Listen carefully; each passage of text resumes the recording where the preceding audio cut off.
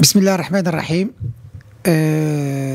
لقاءنا نعقد لقاء تواصليا مع الجماهير الرجاوية، مع محبي نادي الرجاء الرياضي، مع وسائل الإعلام منخرطين كذلك.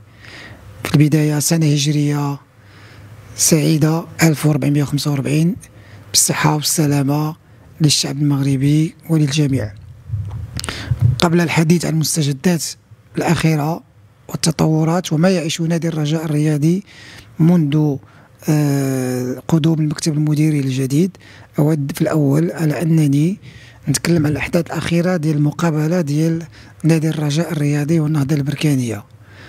في الأول نهنئ النهضة البركانية على الفوز بكأس العرش. أما فيما يخص الأحداث فنادي الرجاء الرياضي ومسؤوليه وكل مكوناته يعني ندين ممارسات اللا مسؤولة من الأشخاص المدسوسة.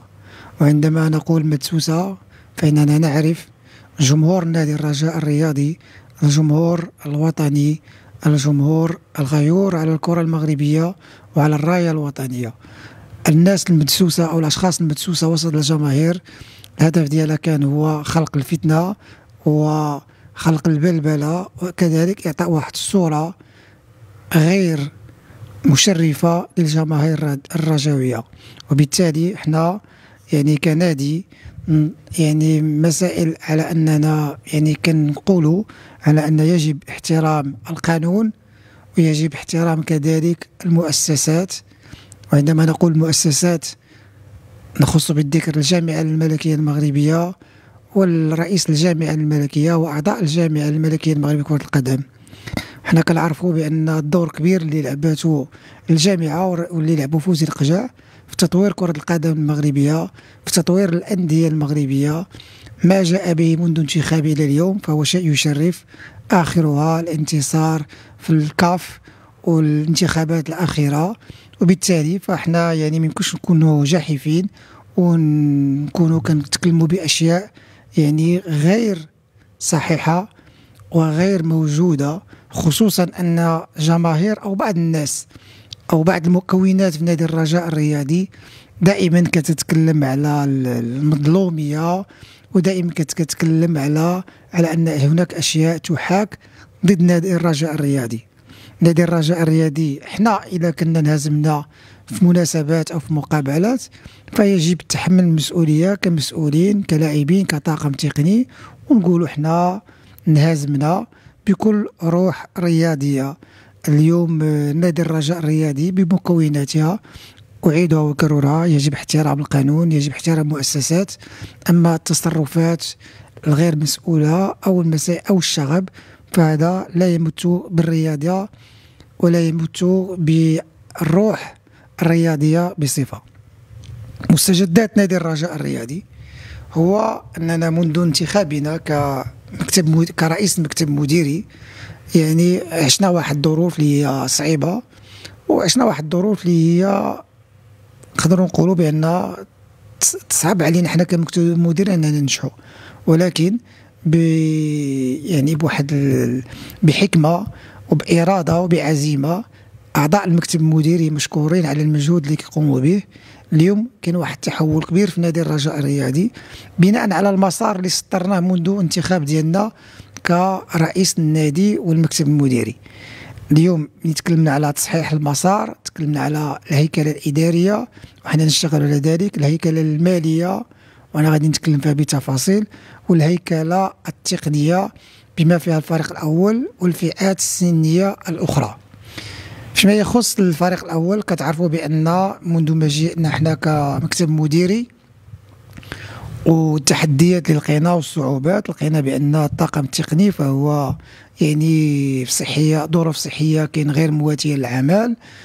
حاولنا نتفاداو الدخول مع مسائل ديال النزاعات والاتحاد الدولي، وحنا كنعرفوا بأن في مثل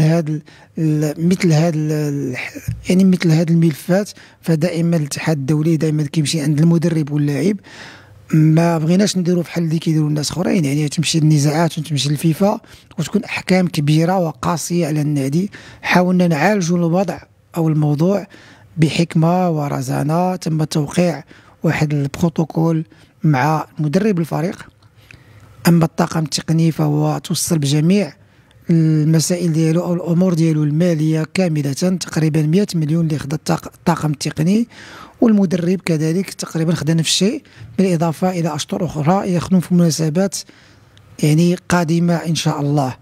المستحقات الكبيره اللي كانت عند الطاقم التقني خصنا نعرفوا بان هذا الطاقم التقني كان كيكلف النادي تقريبا واحد 70 مليون يعني كراتب شهري، الى زدتي المنح فهو نقدر نوصل حتى ل 100 مليون.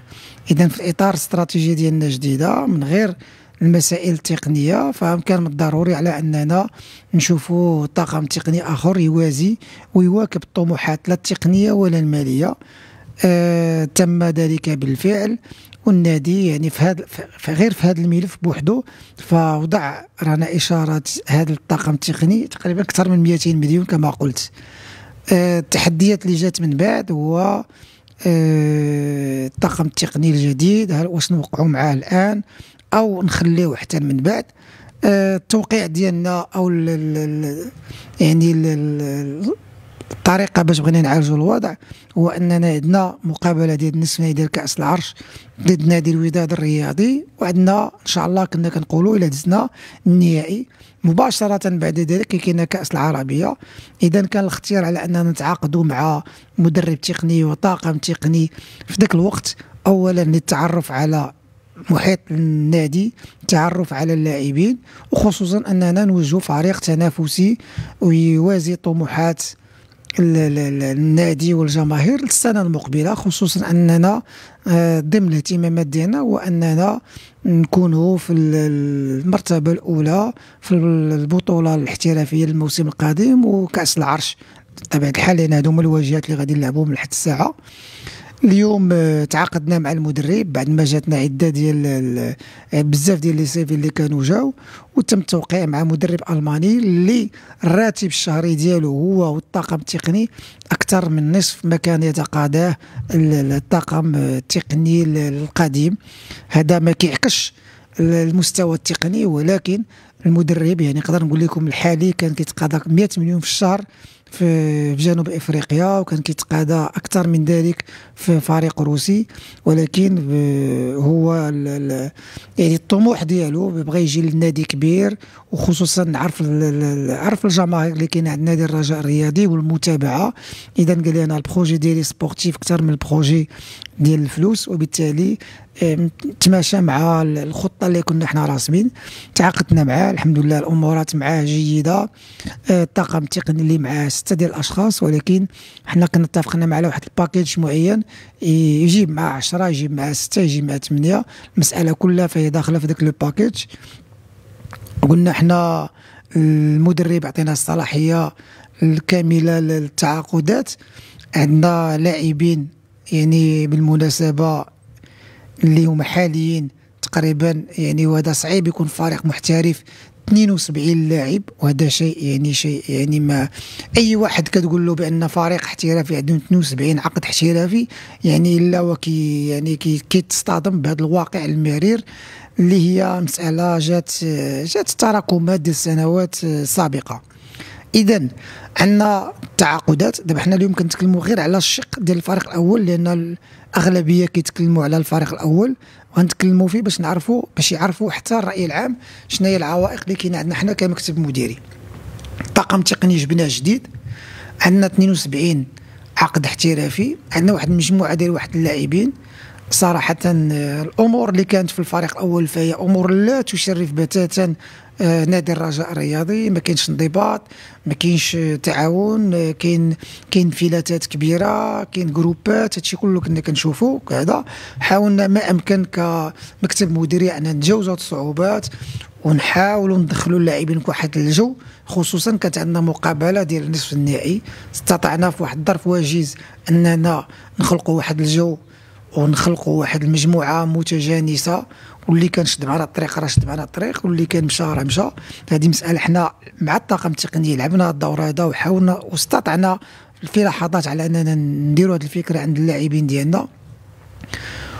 وكذلك كنا كنفكروا في المستقبل. التعاقدات اليوم كتعرفوا بان المنع عند نادي الرجاء الرياضي 1,2 مليار ديال المنع، هي احكام نهائيه احكام ما عندكش كيفاش تقدر تخلص منها الا وانك تادي هذا المبلغ هذا لهذوك الاشخاص. السيستم اليوم ديال الفيفا او السيستم ديال التعاقدات خصك ملف بملف تبين بانك خلصتي باش تقدر دير تعاقدات. اذا حنا مكتب مديري عندنا مليار و200، عندنا تعاقدات ديال اللاعبين اللي بغينا نتعاقدوا معهم ونسدوا الخصاص ديالنا، وعندنا كذلك هذوك 72 عقد اللي حنا خصنا ما امكن اننا نديروا تفاوضات ونخلصوا هذوك الناس باش ما يوليوش حتى هما نزاعات ويجي من بعد العام الجاي عاوتاني نلقاو راسنا كنطيحوا في نفس الاشكال. مساله اخرى اللي لقينا في النادي، لقينا 4 ديال اللاعبين اللي هما بداو مسطره ديال الاتحاد الدولي، اللي هو روجي اهولو اللي هو اللاعب اللي كان مشى لتنزانيا سيلا، اللي هو المهم 2 لاعبين اخرين اللي هما مازالين حاليا معنا اللي بداو مسطره ديال الفسخ. اكسيل مايي كذلك. هادو كلهم ملفات اللي كانوا عند الفيفا، حنا غير حطينا رجلينا لقينا هاد الملفات. مثلا اكسيل مايي كملت لا بروسيدور بحال هاد النهار هذا في الموسم الجاي غنلقاو عندنا المنع ديال واحد 800 مليون ديال فقط ديال اكسيل مايي. باش الناس تفهم ملف اكسيل مايي فهو ملف كبير ويعني خصو يتعالج بواحد الطريقه اللي تكون فيها واحد الحكمه والرزانه، لان صراحه انتدب لاعب ب 400 مليون من طنجه. هاد 400 مليون تخلصت منها فقط 200 مليون وطنجه مازال لحد الساعه كتسال 200 مليون.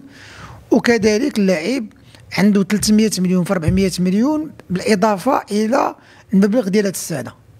اذا هذه كلها مسائل، يعني 3 الحوايج: المنع، التعاقدات الجديده، اللاعبين الحاليين اللي ما عندهمش المنح والاشطور ديالهم، والحاجه الرابعه هاد يعني مستقبل النزاعات مع اللاعبين اللي كاين عندك الان والثقل ديالهم فيما يخص التكلفه. اشتغلنا بهدوء فيما يخص الملف الاول ديال المنع، فالحمد لله 50% فهي تحلات بشكل ودي وتخلصوا فلوس في هذه المسائل، يعني المبالغ اللي هي كبيره كما قلت.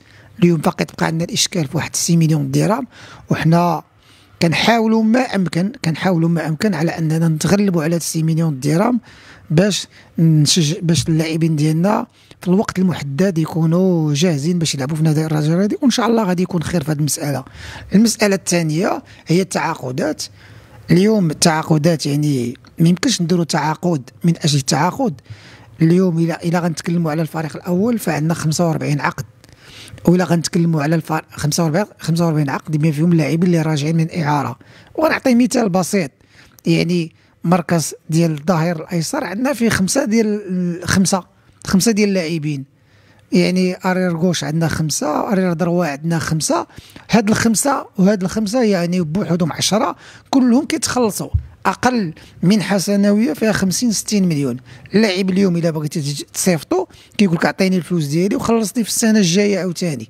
هذه كلها مبالغ ماليه، وهذه كلها كتخلي التوازن المالي ما كيكونش مقاد، وكتخليك على انك يعني كتخدم بواحد الطريقه اللي تكون عشوائيه. حاولنا اننا نخدموا بواحد الطريقه اللي هي تكون فيها الحكمه كما قلت، وبدينا كنشتغلوا وتوكلنا على الله. يعني حددنا تحدات مع الطاقم التقني واحد ديال اللاعبين. اولا كنشوف فيها الهدف ديال الموسم القادم، وكنشوفوا فيها حتى المستقبل، وكنشوفوا فيها كذلك الانضباط، لان حتى هو شيء مهم. ما يمكنش لاعب كيف ما بغى يكون النوع ديالو ولكن ما يكونش منضبط، اذا يخلق لنا واحد البلبله. وبالتالي حنا حاولنا من الاول على ان يكون نختاروا او يختار المدرب اولا الانضباط، ثانيا التكلفه الماليه، ثالثا المستوى التقني. الحمد لله هذه المسائل حنا غاديين عليها وكنشتغلوا عليها. التعاقدات يعني بعد ما المدرب حط جميع هاد ال 45 فكما شفتوا في المقابلات الاخيره يعني الخصاص واضح. يعني اذا كان غيجدد الهدهودي فغيخصنا مدافع، بالاضافه على ان في هذا المكان عندنا 2 ديال اللاعبين اللي هما في المستوى الكبير ديال فريق الامل، هما مستقبل نادي الرجاء الرياضي اللي هو المشخشخ وعلى راسي. المساله الثانيه يعني تم استقطاب لاعب خفيفي اللي هو مدافع، وتم استقطاب لاعب دومينغو، وتم استقطاب اللاعب بالعامري، وتم استقطاب اخيرا اللاعب نفاتي. غير باش نعرفوا باش نكونوا واقعيين، الصوره اليوم اللي عند اللاعبين في التعاقدات، يعني نتوما كتعرفوا اي واحد كتجبد له الرجاء اليوم تيقول لك المشاكل الماديه الخلاص. هاد اللاعبين غير باش تجيبهم باش تقنعوا يعني كنلقاو فيها مجهود، وحتى الا قبل تيقول لك خصك تعطيني واحد اكثر من 30 ولا 40% من ناحيه ديال التوقيع. خسرنا في التعاقدات اكثر من 400 مليون في التعاقدات. 400 مليون اللي هو مبلغ ماشي سهل على انك عندك المنع وتخسر 400 مليون في التعاقدات. هذا يعني شيء يعني كنبذلوا فيه احنا مجهود، ومازال غادي يكونوا تعاقدات وغادي يمشوا في نفس الطريقه. لان اليوم الا غادي نتكلموا على التعاقدات راه تنتكلموا على لاعبين اللي مال الخصاص، ماشي التعاقد من اجل التعاقد. باقي لنا مركز الخصاص اللي هو مهاجم او مهاجمين، باقي لنا في الاجنحه يعني كذلك عندنا خصاص، وحنا غادي ننتدبوا لاعبين اللي غيكونوا في المستوى كما قلت، ماشي الانتداب من اجل الانتداب. ماشي انا غننتدب لاعب نجيبوا اعاره ب 380 مليون والنادي ما غيستافد حتى شي حاجه في الموسم القادم. حتى الا جبنا لاعب ب 380 مليون خصنا نعرفوا بان هذا اللاعب راه غادي نبيعوه والفريق غيستافد، غيكون فيها استثمار. الا جبنا لاعب بواحد 300 وعندنا، ولكن كنقولوا بان العام الجاي راه غادي نبيعوه لشي فريق ويجلب لينا موارد ماليه جديده. ولكن ننتدبوا او اننا نبقاو نزايدوا مع انديه اخرى، فهذه مساله غير يعني مقبوله وما غتكونش في نادي الرجاء الرياضي في المستقبل. المساله الثانيه هي الثالثه، هما المنح السنويه ديال اللاعبين. حاولنا تقريبا جزء من المستحقات الماليه ديال اللاعبين على اننا نصرفوها وصرفناها، وهذوك اللاعبين اللي كانوا غادي يمشيو للفيفا كذلك فهم صرفنا لهم خلصناهم كما باش نكونوا واضحين. فاللاعب اهولو تخلص، اكسل مايتا هو تخلص باش حبسنا ديك لا بروسيدور، واللاعبين الاخرين حتى هما كذلك. هذه العمليه بالضبط خسر غير هاد الربعه اللاعبين خسرنا فيها 400 مليون، بالاضافه 400 مليون ديال التعاقدات، بالاضافه ل 600 مليون ديال المنع، مبلغ اللي هو ماشي سهل. مليار و400 مليون في ظرف ديال شهر ونصف. زيد عليها المنح السنويه ديال اللاعبين اللي خداو، يعني كلهم جزء، هذا 30 هذا 40 هذا 20 على حسب كل واحد. تزيد عليها الشهوره لي صالير اللي ما كانوش مخلصين عند الاطر الاداريه، تزيد عليها عده اشياء. هادشي كله اليوم حنايا في هذه المده الوجيزه البسيطه فاحنا تغلبنا عليها وغاديين في المسار ديالنا اللي هو مسار صحيح. كنبنيو فيه فريق مستقبلي، كنحاولوا نحيدوا الارث الثقيل ديال سميتو الثقل الثقيل ديال النزاعات، وكنحاولوا النادي يتفادى في المستقبل واحد النزاعات اللي كبيره وثقيله، ماشي اللي كيف ما داروا الناس السابقين. يعني سمحوا لي اليوم انا كنشوفوا بان غير المقبول وغير الواقع. يعني مسألة على أننا لاعب اليوم كان باغي 30 مليون ولا كان باغي 40 مليون كنخليوه يمشي لليتيج، واليوم ولا كيدي 600 مليون 500 مليون. هذه مسألة اللي غير مقبولة بتاتا، مسؤولية كيتحملوها الناس اللي كانوا كيسيروا ذاك الوقت. ولكن دابا حنا اليوم ما كنشوفوش الوراء، كنشوفوا الحمد لله المستقبل. لذلك حنا اليوم كنبغيو نعطيو للجماهير بعض الإكراهات اللي كاينه عند المكتب المديري اللي حنا غادي نتغلبوا فيها بالمجهودات ديالنا، حنا بالمجهودات ديال المكتب المديري، بالتشجيع ديال الجماهير والمسانده ديال جميع مكونات نادي الرجاء الرياضي. ان شاء الله الفريق غادي يرجع للسكه ديالو الصحيحه. ملي كنا كنتكلموا على 10 المليار ديال الديون، بالفعل فراه 10 المليار واكثر، وحنا اليوم هاد 10 المليار الى بغينا نخليو هاد اللاعبين يمشيو للنزاعات راه العام الجاي تلقاوها 13 و14. اذا العمل ديالنا هو اننا نحاولوا النادي ما يدخلش في هاد الصراعات وفي هاد النزاعات باش الفريق ان شاء الله يوقف على رجليه في السنه المقبله. فيما يخص هادشي اللي نقدر نقول في المساله ديال التعاقدات. المساله ديال التعاقدات التقنيه او اختيارات اللاعبين، فهناك لجنه تقنيه خاصه اللي كتخدم في هذا الامر ديال التعاقدات والتركيبة البشرية خارج عن إطار المدرب. يعني المدرب صحيح على أننا كتكون مشاورات معه، صحيح على أن المكتب المديري كيبدي الرأي، ولكن هناك واحد اللجنة تقنية مختلطة اللي فيها واحد الكفاءة وواحد الحنكة باش كتقدر تعطينا القرارات ديالها، ويعني كيتخذ القرار يعني مشترك بين الجميع. الاسماء ديالهم ما تعرفهم في الوقت المناسب. الفريق اليوم بعد ما لعب النهائي ديال كاس العرش اليوم كيستعد للرحيل لقطر. غدا ان شاء الله غادي يرحل لقطر. مشكور نادي السد اللي عطانا هذه الدعوه هذه، يعني التكلفه كامله لهذا السفر والاستعداد بالفندق بالاقامه بالطائره، وهذا كيعطي واحد القيمه، وكيبين بان نادي الرجاء ديالو القيمه ديالو في الاوساط العربيه على انه نادي كبير وعريق. مشكورين نادي السد. الاستعدادات للكاس العربيه فهي غتكون بهذه المقابله، وغادي يمشي الفريق غادي يمشي للكاس العربيه 23 لاجراء المقابلات وتشريف الكره المغربيه.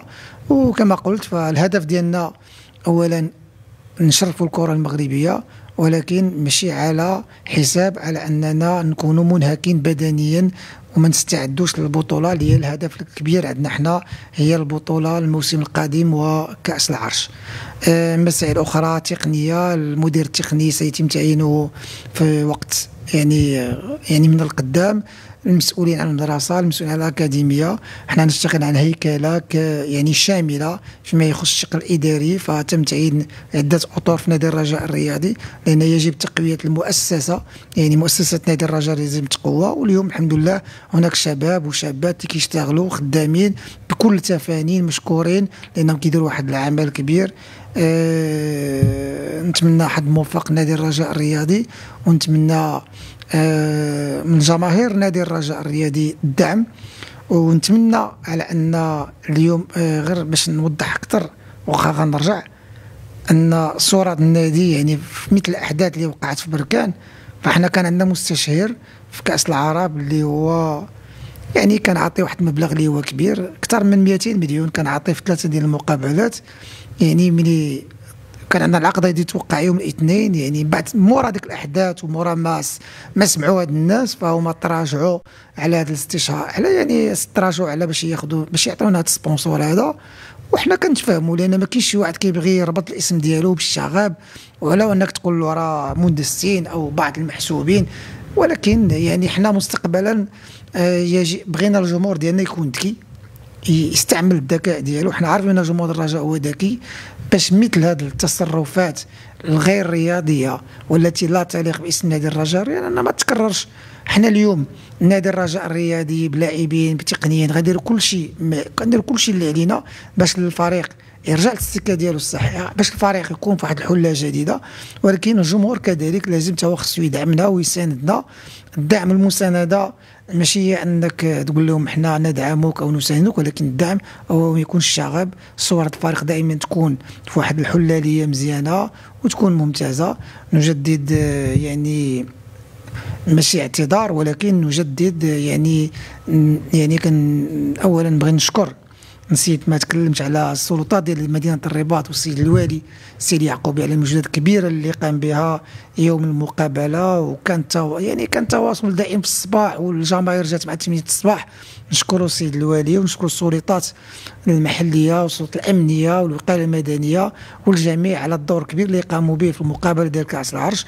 ونتاسفوا على الاحداث اللي وقعت. نشكروا الجامعه على الدور الكبير اللي قامت به التأمين هذه المقابلة. وإن شاء الله يعني المستقبل يكون زاهر للرجاء الرياضي والكرة المغربية إن شاء الله.